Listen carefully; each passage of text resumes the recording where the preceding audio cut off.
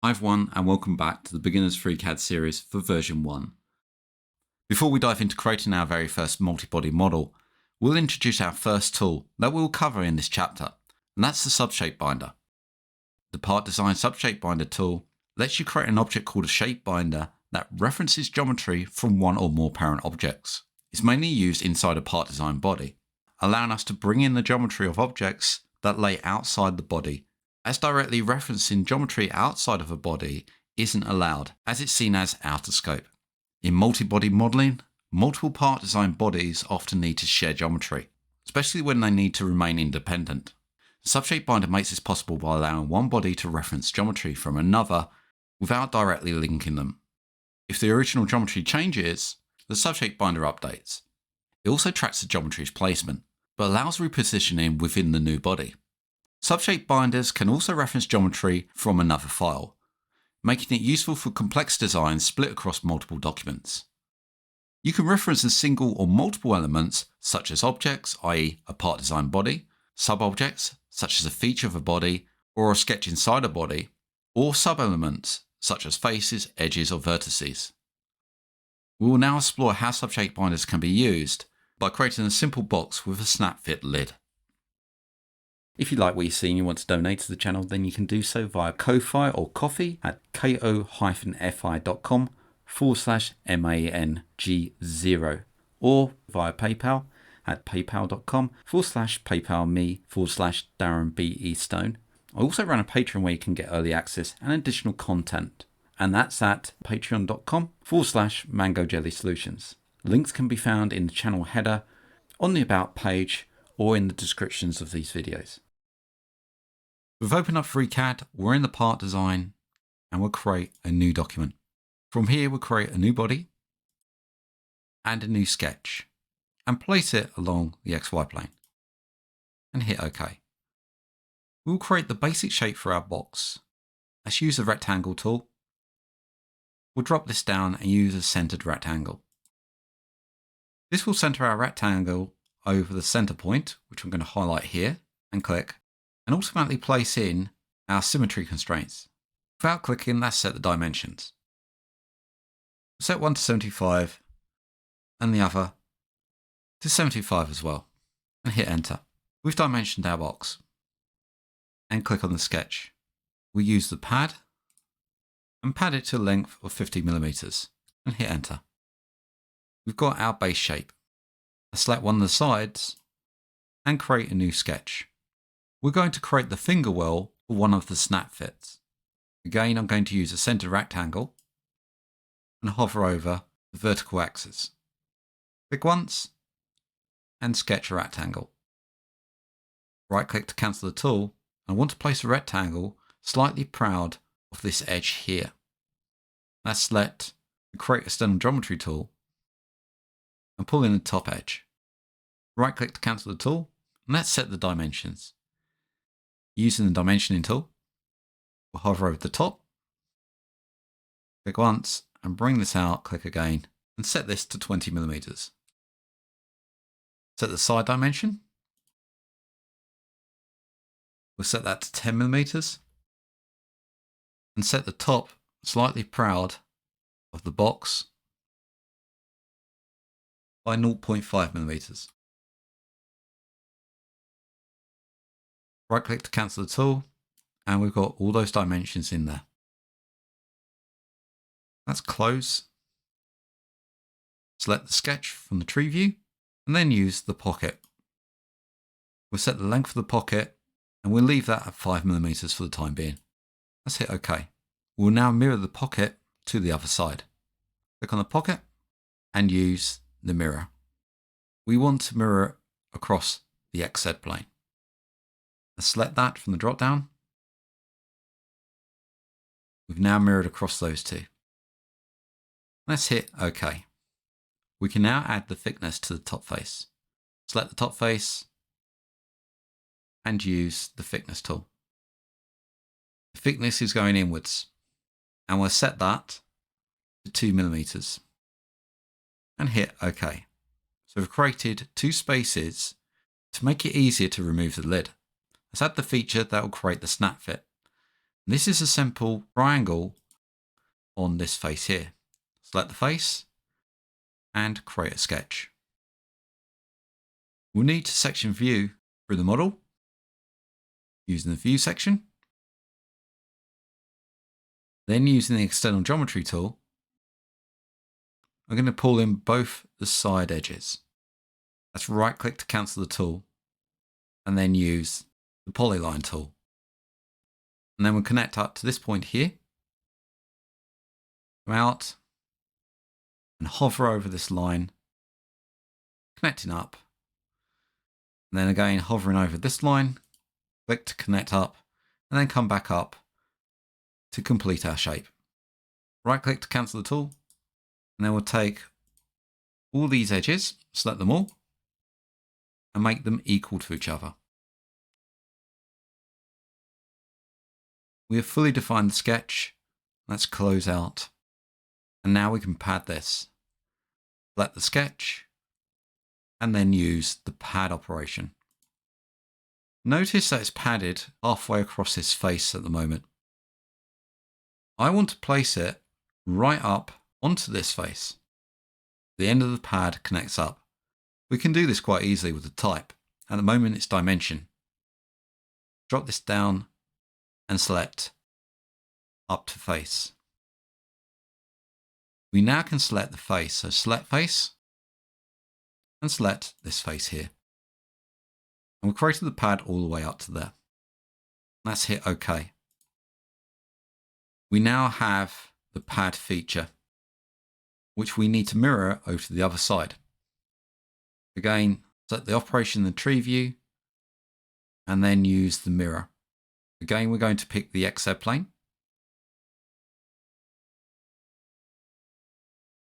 Our feature has been mirrored over to the other side. Let's hit OK. We've basically completed the container. Let's rename that body. Right click and rename and set its name to container body and hit enter. Now we can move on to the lid. Before we start the construction of our lid, just want to draw your attention to the pocket where this feature sits. If we look at the pocket, and if I click on it and press the spacebar, we can see it's created this feature here. When we added the pad, we created a padded triangle, and the sketch itself was connected to these two edges. This allows for a certain behavior. If we change the size of this pocket by double clicking on it and setting the length to say 10 millimeters, our pocket will change and so will the pad inside. So when we create, we can also take into account any changes to this pocket across both the bodies. Let's set this back to 5 millimeters. If we're changing the size of this, we'll probably be reducing this. Let's say 2.5 millimeters. We have something like this. For the time being, I'm just going to leave this at 5 millimeters. Let's look at creating the lid now. I'm going to come up and create a new body. We'll rename this to lid body. Now there's no need to sketch the basic shape. Because it's connecting up to the body, we're going to use the SubShape binders. So at the moment our active body is the lid body. Any SubShape binders that we create will be placed into the active body. This means that we can go back to the pad and press the spacebar, go back to the basic shape of our container, select the top face, and then come up and use the SubShape binder or part design, create a sub-object shape binder. When we select that, we get a yellow transparent binder that's bound that face. Look to the left, the binder's been added to the active body, lid body. I click on the binder and look down, we can see the support is the body on the pad face. For the lid to fit this body, we need to add a small gap. So if I take the binder and come down, we can see an offset here. This is a planar face. We can use the offset and increase this by 0.5 of a millimeter. You can see that's now cleared the top edge of that face. And click the binder again. At the moment, the join type is arc, and we can drop this down and use intersection and click off. We look now, we've got a straight edge rather than a curved one. Very similar to the join type in the thickness tool. Now I've got the binder in place, I can apply operations to that binder as though it was a sketch or a face. Before we do that, let's look down our body and make sure our last operation, the mirror, is visible. We can see how that binder is sitting just proud of this top edge. Take the binder, select it from the tree view, and add a pad operation. We're going to go into 2 dimensions. At the moment, the pad has gone straight up. Let's select 2 dimensions. Therefore, we can see where it's going to sit. The binder sits in the middle. We've got our first length and the second length. Let's change the second length to around 5 millimeters and click off. So we can see the intersection with this pocket here. I'm going to leave this length 10 millimeters for the time being and hit OK. We've got the starts of our lid. Now created the pad on the lid. Let's create some thickness in here. Let's bring this around and click on the container body and press the spacebar. We can see inside now. I'm going to take the bottom face and add the thickness. The thickness is applied inwards. But for us to get the offset, we need to go outwards. So using the make thickness inwards, let's uncheck that. That's moved outwards now, and we can set the thickness to 2 millimeters.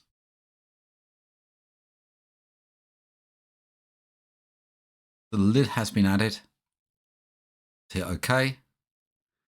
And bring back the container body, making sure that the mirror, the last operation, is also visible. And now we can see the clearance between the lid and the container. You can see that clearance in there. Let's use the SubShape Binder again. And that's for the snap fit for the lid. So we want to match the position of this one here, the snap fit for the container.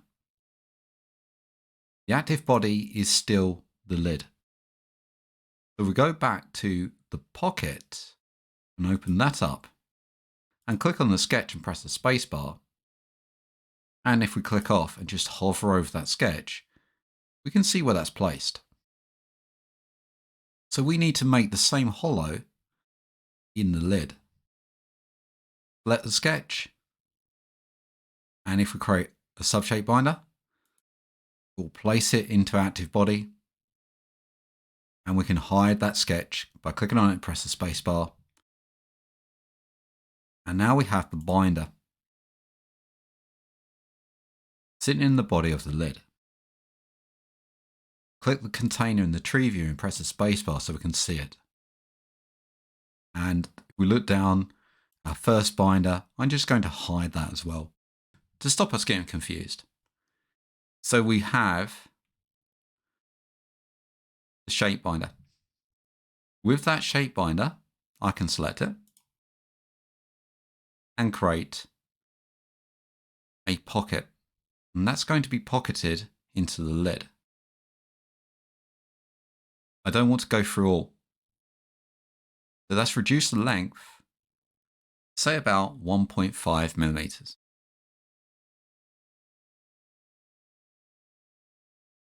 And hit OK. Now I can concentrate on the triangle for the snap fit. Once again, we're going to use a SubShape Binder. Let's bring back the container body, making sure that the mirror is still visible.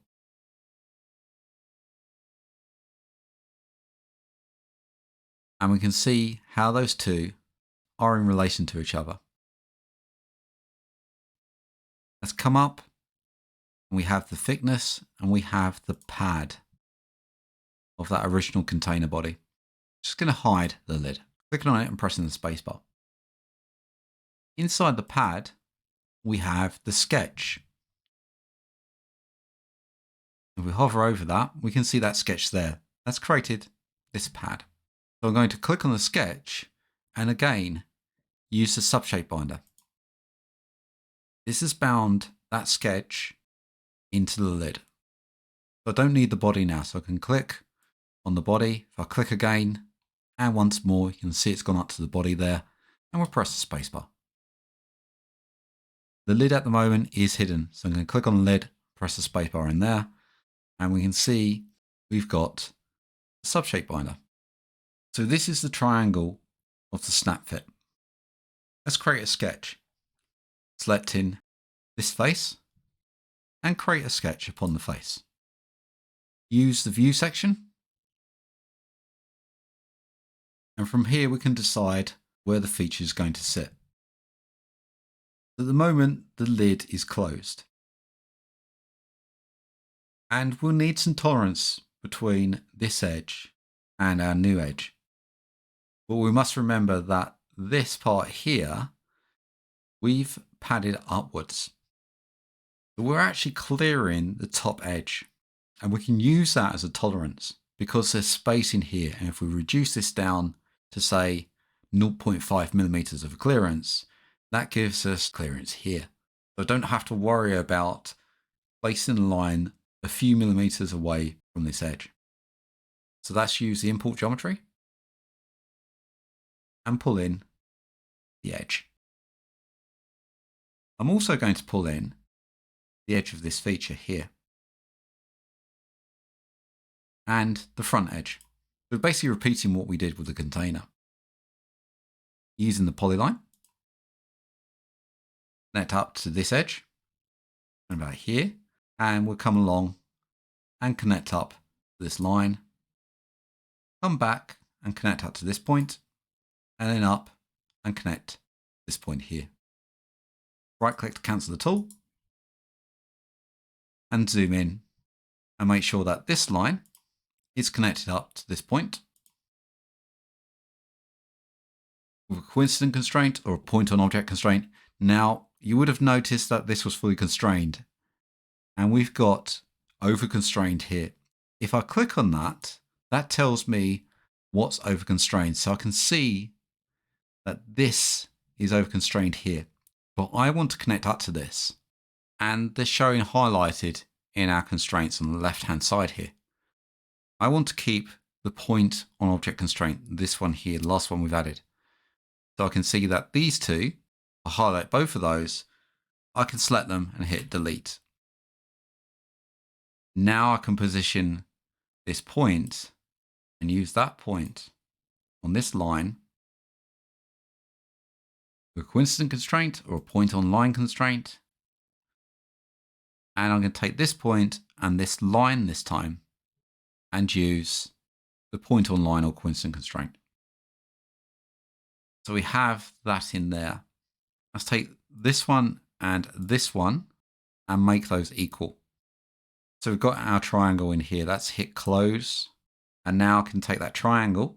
Remember, this is in the closed position. And we select the triangle and use the pad. Again, we want to come over to this face here. We look at the type, drop that down, select up to face, and then we're going to pick the face. So we want this one here.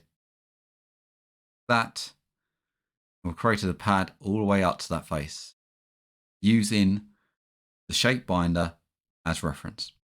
Let's hit OK. So we've got that in there. Our next job is to mirror this feature to the other side. Let's come in and hide the binder by clicking on it and pressing the spacebar. So this feature is made up of two operations, the pad and the pocket. So we need to select both of those. So let's select the pocket first, followed by the pad in the order they've been created, and then use the mirror. We need to pick the right plane to mirror across. That's this plane here, the XZ plane. Drop this down and pick the XZ plane. So we can see now our feature is mirrored across. Let's hit OK.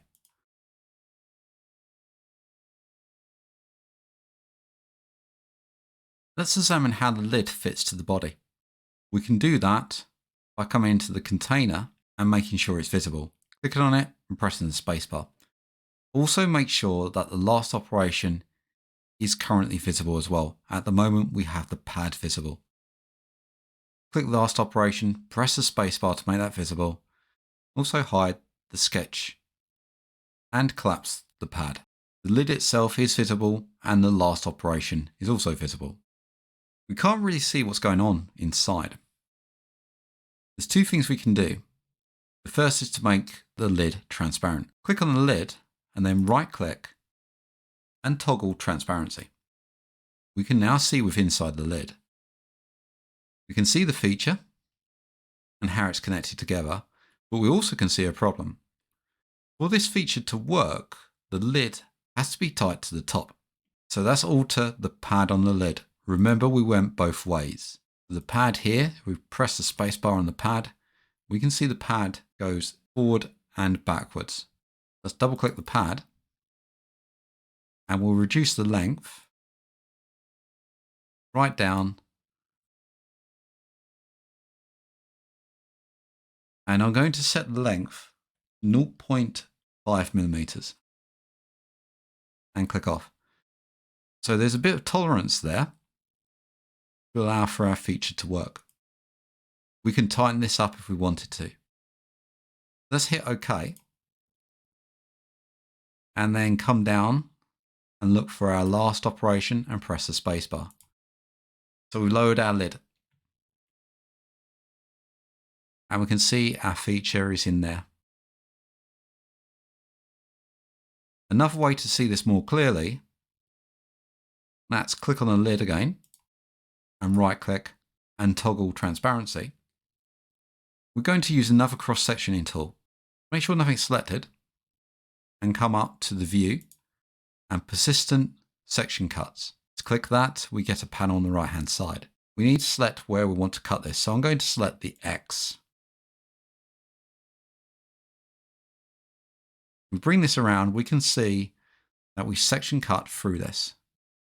If we look to the right, if we don't see that this is taken, we can use the cut intersecting objects. Click that. Then if we see any problems, that should solve the issue. We can see how this is working in here. And I can see if I want to make this bigger. And if this is not sectioning through the correct place, we can use our offsets to further examine this, or even flip it around to the other side. We can see it in there. We can see how that's working. We have this bit of tolerance here, which will provide a slight gap here. I can change this tolerance if I want by just going back to the pad and changing that.